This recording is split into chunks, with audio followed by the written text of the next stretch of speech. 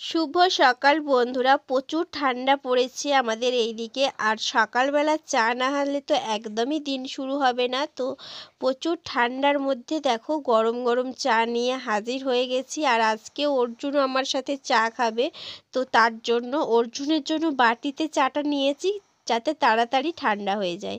আর দেখো অর্জুনের কমপ্ল্যানটা ফুরিয়ে গেছিলো, তো তার জন্য কমপ্ল্যানটা দেখো আমি ঢেলে নিচ্ছি জায়গাতে। কারণ কমপ্ল্যানটা অনেক দিনই হলো ফুরিয়ে গেছিলো, 2 দিন 3 দিন হয়ে গেল, তো আনা হচ্ছিল না। তো আজকে আবার আনা হলো, তো তার জন্য। তো দেখো আমি কাঁচের শিশির মধ্যে রেখে দিচ্ছি। আমি সবসময় কমপ্ল্যান, হরলিক্স এই সমস্ত কিছু জিনিস কাঁচের শিশির মধ্যে রাখতেই পছন্দ করি। তো চলো কমপ্ল্যানটা কুড়িয়ে নিই। ডিবের মধ্যে কুড়িয়ে নিলাম কাঁচের কৌটোর মধ্যে। তো এখন পুজো দিয়ে দিয়েছি, যেহেতু প্রচণ্ড পরিমাণে ঠান্ডা, রোদের মুখ তো দেখাই যাচ্ছে না। একটু একটু বেরাচ্ছে অবশ্য রোদ আজকে। কাল পরশু 2 দিনই রোদের মুখ দেখতে পাইনি, আজকে অবশেষে একটু রোদ বেরিয়েছে। তো তার জন্য সকাল সকাল স্নান করে পুজোটা দিয়ে দিলাম। তো চলো পুজো দেওয়া আমার কমপ্লিট হয়ে গেছে। এরপরে বিছানাটা আমি দেখো চাদরটা ভেবেছিলাম যে কাচবো না, তো তারপরে আবার হঠাৎ করেই মনে হলো যে বিছানার চাদরটা একটু ভালোভাবে ঝেড়ে নিই। আর দেখো ব্ল্যাঙ্কেটের মানে কভারটাও কীরকম হয়ে গেছে, মানে গায়ে ঢাকা দেওয়ার সময় দেখছি যে ব্ল্যাঙ্কেটের কভারটাই পাচ্ছি, ব্ল্যাঙ্কেটটা কোথায় গড়িয়ে গড়িয়ে চলে যাচ্ছে। তো তার জন্য দেখো ভালোভাবে এগুলোকে আমি পরিয়ে নিচ্ছি, আর ঠিক ঠিক করে দেখো সমান সমান করে নিচ্ছি, যাতে একটু রাত্রিবেলা বা দুপুরবেলা শোবার সময় একটু ভালোভাবে ব্ল্যাঙ্কেটটা আর কি গায়ে দিতে পারি। তো এটাই হচ্ছে ব্যাপার। তো এখানটা করে দেখো কেমন কুঁচলে গেছে, আর ভালো লাগছে না, একদম বিরক্ত লেগে যায়। এই প্রতিদিনই এরকম হয়ে যায়, একদমই প্রচুর বিরক্ত লাগে। এই ঠিক ঠিক করে রাখি, আবার এরকম হয়ে যায়, কর্নগুলো শুধু সরে যায়, যেহেতু অর্জুন একটু এটার মধ্যে লাফালাফি টানাটানি করে, তো তার জন্যই এরকমটা হয়ে যায়। তো কী আর করা যাবে। তো চলো এটাকে ভালোভাবে গুছিয়ে নিই, গুছিয়ে নিয়ে তারপরে সুন্দর করে বিছানাটা ঝেড়ে টেরে একদম রেডি করে রেখে তারপরে বাকি কাজকর্ম করব। রান্নাবান্না আছে, জামা কাপড় কাচা কচালা আছে, সমস্ত কিছুই কাজকর্ম আছে, বেশি কিছুই কাজ হয়নি সকাল সকাল। তো তার জন্য তো দেখো আমি এখানে অর্জুনের কিছু জামা এখানে এনে রেখেছি। না হলে কি হয় বলো তো, বারান্দার মধ্যে যেহেতু প্রচুর ঠান্ডা, তো তার জন্য জামা কাপড়গুলো না ঠান্ডা হয়ে যায়।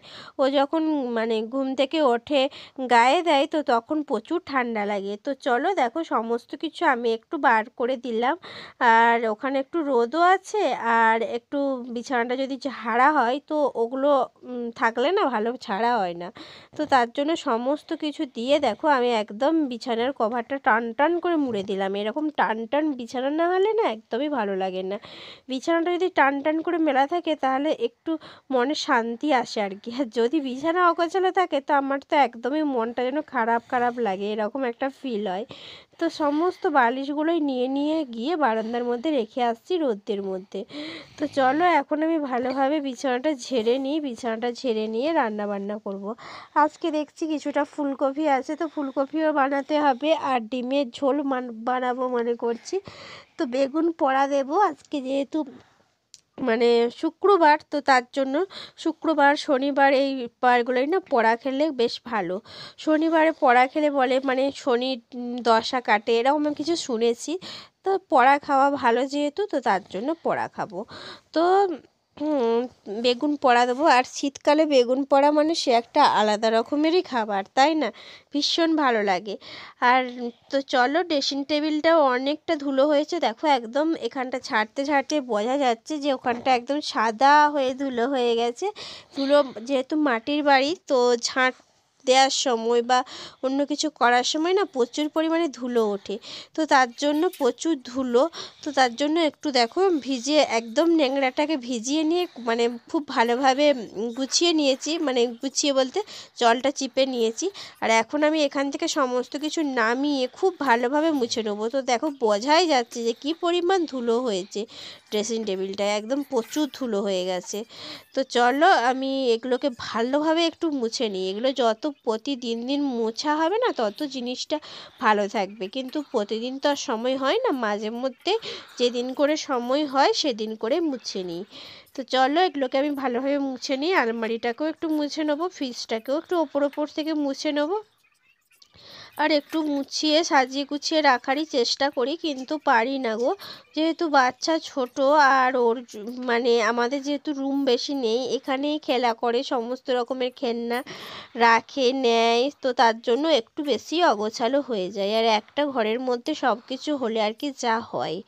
তো যাই হোক, ওগুলো সমস্ত কিছু গুছালাম, গুছিয়ে নিয়ে দেখো এখন আমি জামা কাপড়গুলো কেচে নিয়ে চলে এসেছি। আর মিনি চলছিল, তো তার জন্য অর্জুনের বাবার সোয়েটার, মানে স্যুট প্যান্ট সমস্ত কিছু কেচেছি অনেক কটাই। তো তার জন্য দেখো একদম জল পড়ছে। তো আমি ভাবলাম জলটা এখন মানে এখানে ঝরঝর করে পড়ার থেকে একটু চিপে নিংড়ে নিয়ে চলে আসি, তাহলে জলটা একটু কম পড়বে। তো তার জন্য আমি বাইরে চলে গেলাম, আর বাইরে গিয়ে আমি সোয়েটারের জলটা ভালোভাবে চিপে নিয়ে চলে এলাম। তো এখন আমি দেখো সোয়েটারটা খুব ভালোভাবে রোদের মধ্যে দিয়ে দিচ্ছি, কারণ সোয়েটারটা শুকাতে না অনেকটা টাইম লাগবে। তো চলো আরও বাকি স্যুট জামা যে সমস্তগুলো আছে সেগুলোও ভালোভাবে দিয়ে নিই, কারণ রোদটা যেহেতু এখন বেরিয়েছে, কতদিন পরে সূর্যি মামার দেখা পেলাম, বোধহয় 2-3 দিন ধরে রোদই বেরাচ্ছিল না। আজকে যা হোক এই কিছুক্ষণ আগের থেকেই দেখলাম রোদটা খুব মানে মানে খুব বেশি করে বেরিয়েছে। তো তার জন্য সাথে সাথেই এত এত জামা কাপড় মানে মাখিয়ে কেচে নিলাম। আর এই দেখো টুপিটা এত পরিমাণ জ্বালাচ্ছে, এখানে দিচ্ছি ওখানে দিচ্ছি, কিছুতেই থাকতে চাইছে না। তো চলো টুপিটাকে একদম বেঁধে দিয়েছি, আমি সমস্ত জামা কাপড়গুলো মিলিয়ে নিই, দিয়ে রান্নাটা বসিয়ে দেবো। তো দেখো ফুলকপি দিয়ে একটা তরকারি করব, নিরামিষ তরকারি। তো ফুলকপি আর বেগুন পোড়া করব, তো তার জন্য বেগুন এখানে আমি পুড়াতে দিয়ে দিয়েছি। তো বললামই তো যে বেগুন পোড়া করব। তো ফুলকপির তরকারিও হয়ে গেছে, আর এই দিকে আমি রান্না করলাম নতুন আলু দিয়ে ডিমের ঝোল, ধনেপাতা কাঁচা লঙ্কা দিয়ে। তো চলো রান্না বান্না কমপ্লিট হয়ে গেছে, ভিডিওটা শেষ করে। আজকে দিনটা আমি এইভাবেই কাটালাম আর তোমাদের সাথে শেয়ার করলাম। কেমন লাগলো অবশ্যই কমেন্ট বক্সে কমেন্ট করে জানিও। আর ভিডিওটি যদি তোমাদের ভালো লেগে থাকে অবশ্যই লাইক কমেন্ট শেয়ার আর সাবস্ক্রাইব করতে একদমই ভুলো না। দেখা হবে আবার কালকে নতুন একটা ভিডিওর সাথে। ততক্ষণের জন্য সবাই সুস্থ থাকবে, ভালো থাকবে, সবাইকে টাটা, বাই বাই।